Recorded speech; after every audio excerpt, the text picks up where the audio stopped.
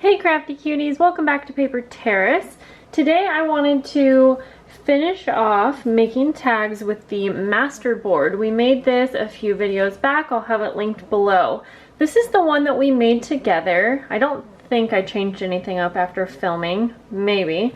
But what I did do was make about 10 more 12 by 12 sizes because I decided to go ahead and make larger masterboards so that I can cut them up into tag sizes like this. This is going to be a part of my Patreon's August mail, and I made these to actually go into these vellum envelopes that I made. I'll just kind of give you an idea of what it will look like. Just kind of like that. But I thought that there was many different ways that these could be used by a recipient. And so today, like I said, yeah, we're going to take these masterboards, turn them into tags. I think that I'll show you the ones I've already cut up, and I want to sew around them, or at least I'm going to see how that looks. Love this one. I think I might scan a few of these. I have to make sure I know like what's on, what images are on them before deciding which ones to scan. But here you go. So I already like them, honestly. Once they're cut into a tag shape, whoops, I'm really digging them. But I know that adding some sewing detail is gonna look really cool. So let's start off, and I'll just grab one of these here, and we'll start by cutting it down so I can give you the measurements that I'm using.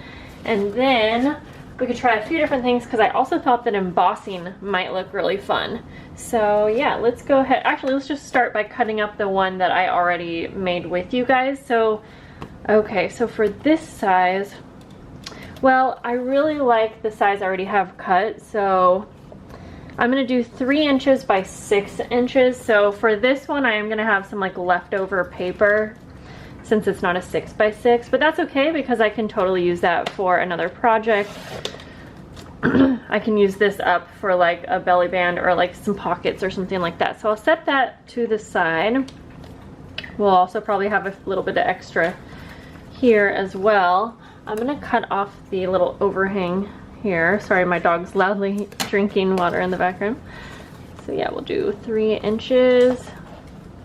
Hopefully you can see that. And I just got the idea that embossing might look really cool. And so I grabbed my stuff down for that. And it is pretty easy to trim through, but sometimes a few little pieces will get caught. And my trimmer is really strong, so I'm not exactly sure if I just need a new, I don't know. But, well, I forget what I was saying. There we go. Oh yeah, that's so weird. So I don't know why I'm having trouble with those ones. Okay, so I have, this is 5 inches across. I don't have quite enough to make 2 tags, so I kind of decide if I want to make this a little bit skinnier. Let's do that.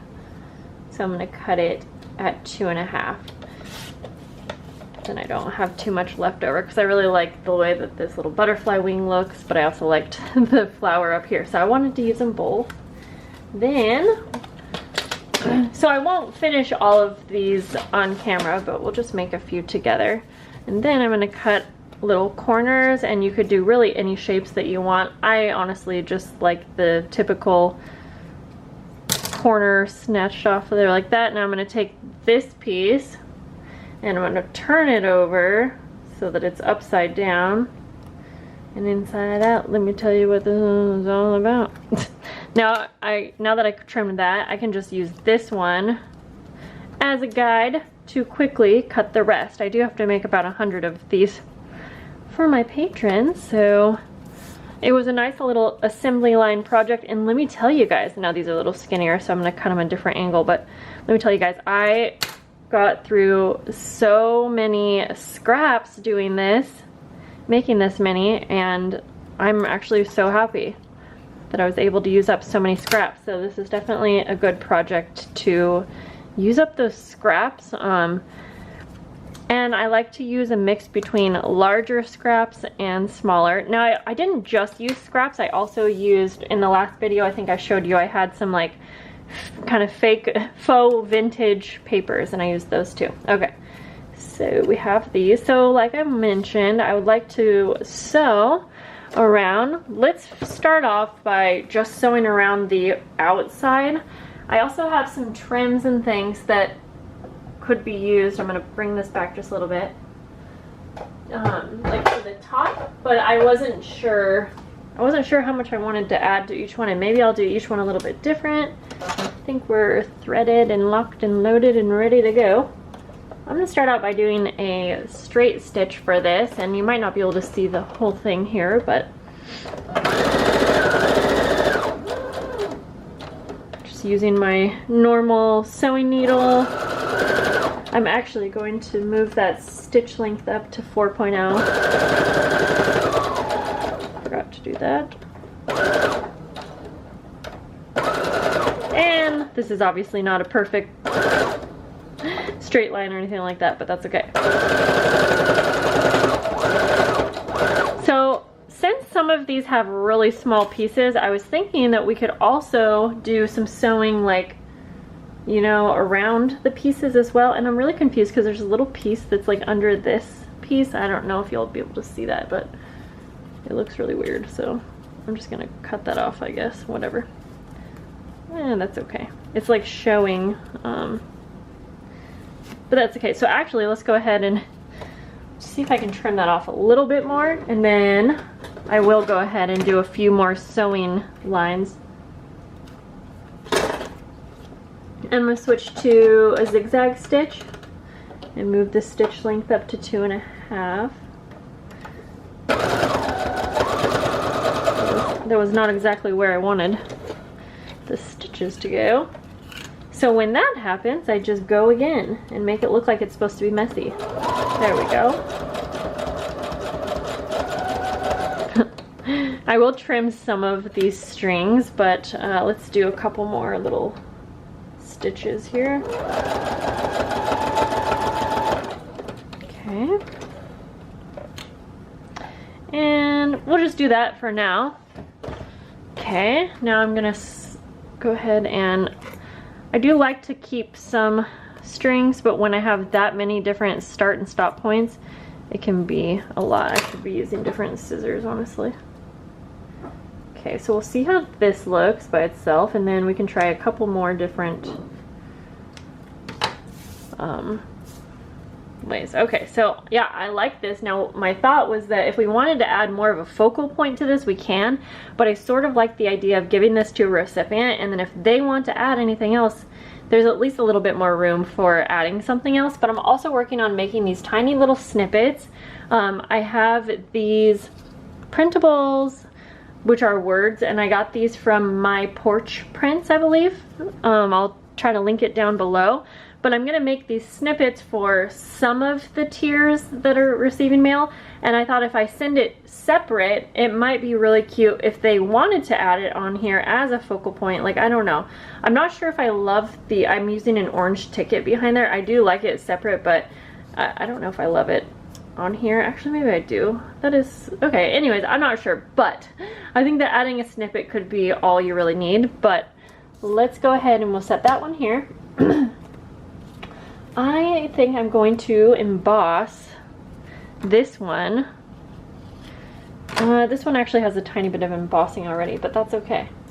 Yep, that is okay. All right, so we'll just take this here. My Cuttlebug is really old, so it doesn't look pretty, but that's okay. That down, and I always forget what I need, but I'm going to use this scroll type embossing folder that I have. You can see kind of what it looks like right there. I can try to link that down below too. I really love this embossing folder. It's pretty, and I think this entire tag will fit in here. I'm going to put it this way though, since I already have a little bit of embossing at the top. That will be fine if it doesn't emboss the top layer. And then I'm going to see if I just need one top here or what I need. No, I think I need two. I am not good at embossing and die cutting. I often forget what I need. I think that's way too much. So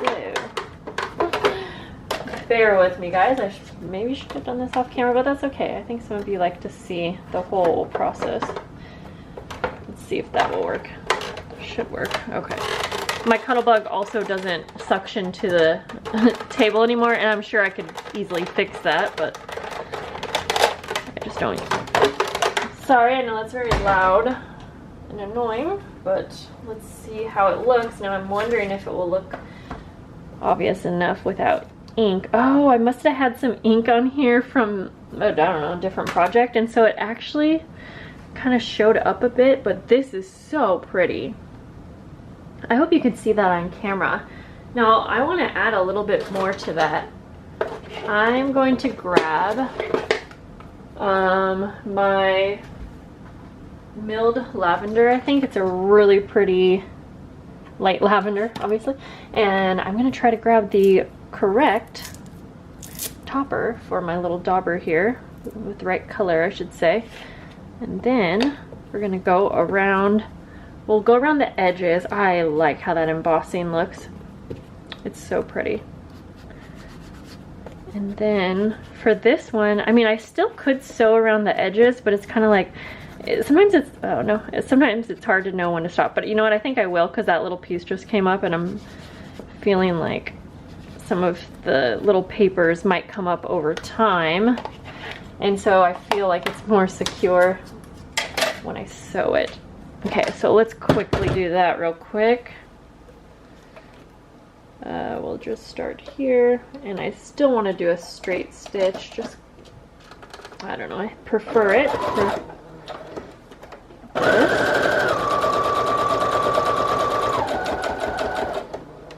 But I don't think I'll sew in between the tag, because I don't want to take away from the embossing.